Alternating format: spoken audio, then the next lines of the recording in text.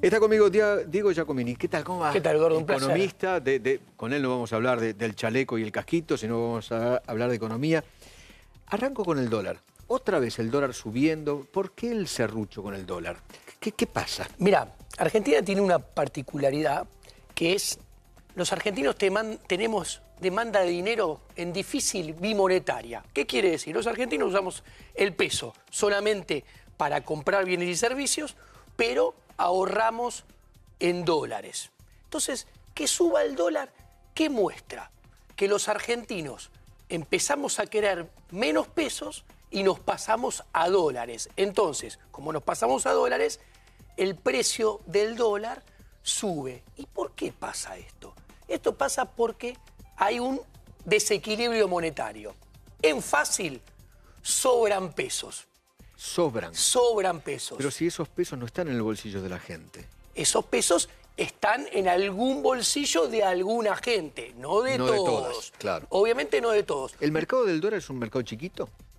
Mira, el mercado del dólar es un mercado en Argentina que el que puede ahorrar 50 dólares por mes, ahorra en dólares. No porque sea loco, no porque sea malo, sino porque lo aprendió después de hacer 50 años las cosas muy mal en materia monetaria. Para conservar el valor de la moneda. Para conservar el valor de sus ahorros. De sus ahorros, Vos claro. pensás que entre 1942 y el 2015 la inflación promedio anual fue 170%.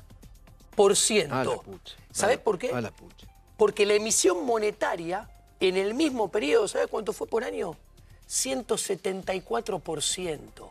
¿Esto qué quiere decir? Que cuando tenemos un banco central que emite de más, hay dinero de más, ese dinero de más la gente no lo quiere, se pasa a dólar, aumenta el dólar y después, como sigue habiendo dinero de más, se traslada a inflación. O sea, a los precios, va. El origen de todo, claro, es el mismo, es que sobran pesos. Y en Argentina, a diferencia de lo que piensa la gente, o muchos comunicadores sociales, el Banco Central dejó de hacer política monetaria contractiva, prudente, bajando la cantidad de dinero para que baje la inflación, la hizo así hasta noviembre del año pasado. Desde aquel momento, el Banco Central empezó a ser expansivo. Por eso... ¿Pero no era que no emitían más? No. El Banco Central este año va a emitir 150.000 millones de pesos para asistir al Estado. El año pasado... A los gastos del Estado. A los gastos del Estado. El año pasado también emitió 150.000 pesos. Lo que pasa es que lo van bajando en términos del producto, todo de a poquito, todo gradualista. Porque el año pasado fue 2 puntos del PBI, esos 150.000. Este año va a ser 1,5 puntos del PBI. Y el año que viene tienen planeado seguir emitiendo para financiar al Tesoro otros 150.000 que van a ser, en términos del PBI, un poquito menos, un 1%. Yo siempre vengo insistiendo, una señal muy importante sería que en el presupuesto 2018, Duhovne pusiera en cero esa cuentita. O sea, le dijera a Sturzenegger, vos quédate tranquilo. Para nosotros, para nuestro exceso de gasto, no tenés que emitir más. Y Caputo va a hacer y yo voy a hacer lo que tengamos que hacer y nos vamos a arreglar sin tu asistencia. ¿Por qué sería importante eso? Porque eso ayudaría a que la inflación bajara. El proceso desinflacionario está abortado por ahora. No lo digo yo. Pero, perdón, la inflación del último mes, la última que conocimos, es 1,2. 1,2. Hacía muchos años que no ocurría eso. Sí. Y la interanual, junio a junio, más o menos, sí, también en los últimos 4 años que no ocurría, ¿no? Mirá, 20 y pico. 23. 23. Pero te cuento, los reglamentos de este mes están dando 1,8, 1,9, pero esto te lo digo para reforzar que la inflación hay que mirarla de esta manera. Hay que mirarla más en un periodo un poquito más largo. Cuando yo miro la inflación general con tarifas adentro, para que lo entienda la gente, en los últimos 12 meses promedió mensualmente 1,7. Cuando miro la inflación sin tarifas y sin verduras y esas cosas, los últimos 12 meses dio 1,7. Primero, ¿esto qué muestra? Que hay inflación porque hay inflación, no por una cuestión de tarifas. Cuando miro la inflación sin tarifas, este numerito que da en los últimos 12 meses, 1.7, me encuentro que en el segundo semestre del año pasado fue 1.7. Y en el primer semestre de este año fue 1.7 también. O sea, cuando miro esta película de los últimos 12 meses, la inflación dejó de bajar. ¿Hasta dónde bajó? El año pasado sí, bajó. Primer semestre, 4.5. Segundo semestre, 1.7. Porque ahí el Banco Central fue bien contractivo. Dejó de ser contractivo y el proceso desinflacionario quedó en estos lugares. ¿Y sabés qué pasa? Esto es un mensaje para los políticos.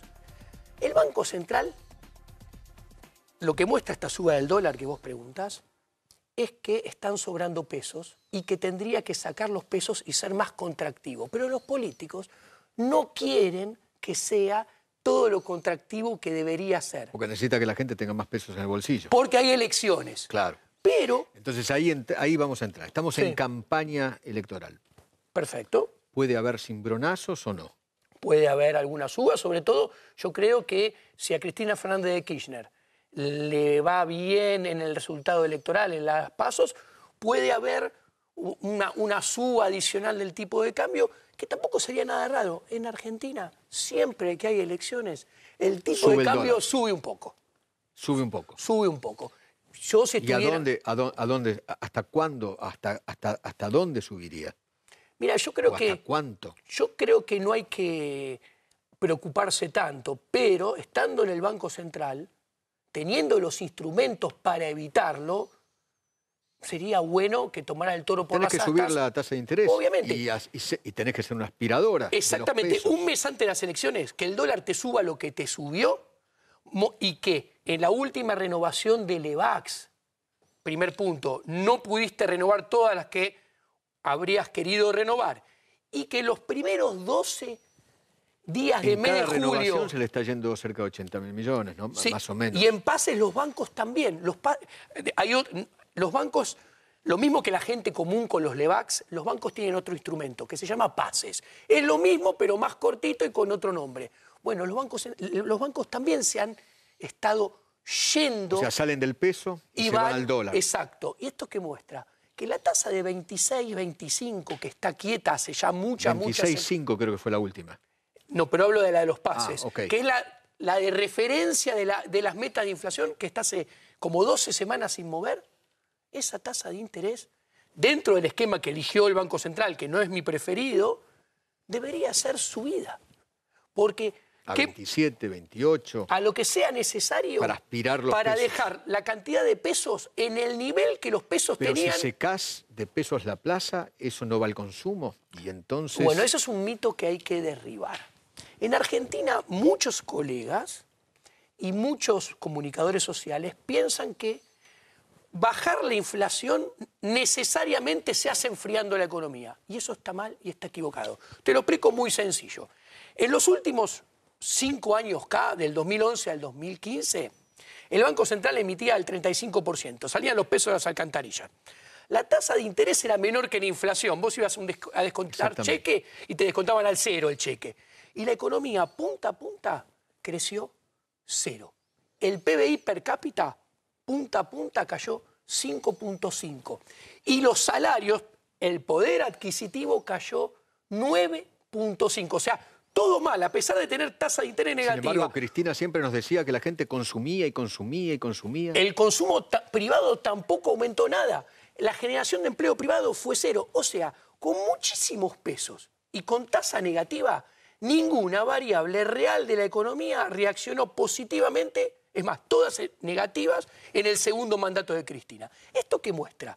Que emitiendo y con tasa de interés regalada, vos, el Banco Central, mirá, no imprime puestos de trabajo, no imprime salarios con poder adquisitivo y tampoco imprime billetes. O sea, el Banco Central está para evitar el mal, que es evitar que haya inflación.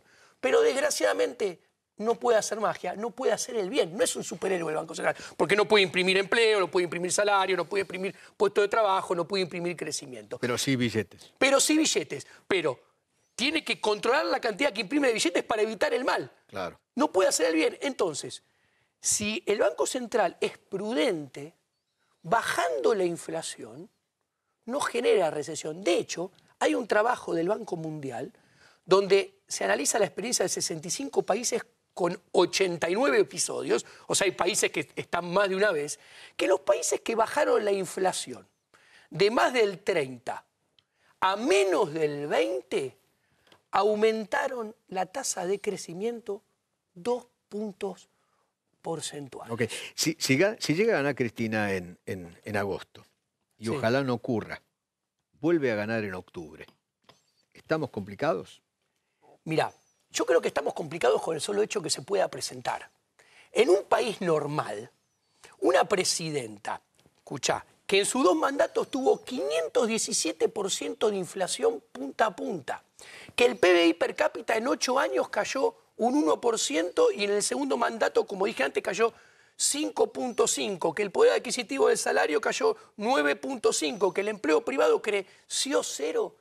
En cualquier país normal no puede ni asomar la cabeza al proceso. 0 votos, ni los hijos la votan. Bueno, que Cristina tenga posibilidades electorales, lo que está mostrando es que cambiemos, desde mi subjetividad, no honró el nombre de la alianza política que lo llevó al poder. Cambiemos, no cambió las cosas. Inició una tibia normalización del país, pero no tomó el toro por las astas y cambió los verdaderos problemas de fondo, que son los problemas fiscales. Axel Kicillof dejó un déficit fiscal de 5.5% del PBI y unas necesidades financieras, o sea, la guita que hay que conseguir todos los años para que cierren las cuentas, de 10% del PBI. Hoy tenemos un déficit fiscal no de 5.5, de 7.5 después del pago de intereses. Y necesidades financieras de 14.5. ¿Y esto qué implica? Este Estado sobredimensionado sobre los privados no es una mochila, es un container. Porque todo el mundo dice, para crecer, para generar puestos de trabajo, tiene que haber inversión. Bárbaro, estoy de acuerdo. Pero la inversión hay que pagarla. O sea, no se financia con frutos que caen de un árbol, se financia con ahorro. Entonces, ¿qué miramos? Todos los países de la región tienen tasas de inversión entre 22 y 25% del PBI. ¿Por qué? Porque ahorran entre 22 y 25% del PBI y con ese ahorro pagan la inversión. Ahora bien, Argentina tiene un ahorro del 14% del PIB. Y claro, porque tiene un desahorro del sector público nacional. Gasta y gasta y gasta. Exactamente, de 7.5. Más provincias, un punto adicional, 8.5. Más intendencias. Más municipios. Son 9 puntos del PBI. Todos ellos te sacan guita a través de los impuestos. Los municipales, los provinciales, los nacionales. Nos sacan guita a mí, a vos, a los empresarios. Entonces, a los empleados, a los trabajadores, a los obreros. Exactamente. Entonces, ¿qué sucede? Con este container que tenemos en la espalda del Estado, nuestro Estado, Eduardo, gasta 15 puntos del PBI más que nuestros vecinos. Nos cobra impuestos de 12 puntos del PBI más que nuestros vecinos. ¿Esto en qué resulta? Resulta que el costo de capital a la hora de financiarnos y tener que pagar una inversión es 3 veces el que hay en los países vecinos. O sea, este país, sin una reforma laboral fuerte, importante, y una reforma impositiva fuerte, importante, no tiene salida. Este país, lo primero que tiene que discutir es cuánto y a dónde vamos a achicar el Estado y cuánto y a dónde vamos a bajar el gasto público. ¿Por qué? Porque solamente bajando el gasto público y achicando el Estado se puede, 1, bajar los impuestos, 2, reducir el déficit, 3, que haya ahorro para financiar inversión que pague puestos de trabajo, pague crecimiento y pague mejores salarios. Diego, gracias. Un placer, Eduardo. Gracias, un gusto, gracias. Gracias.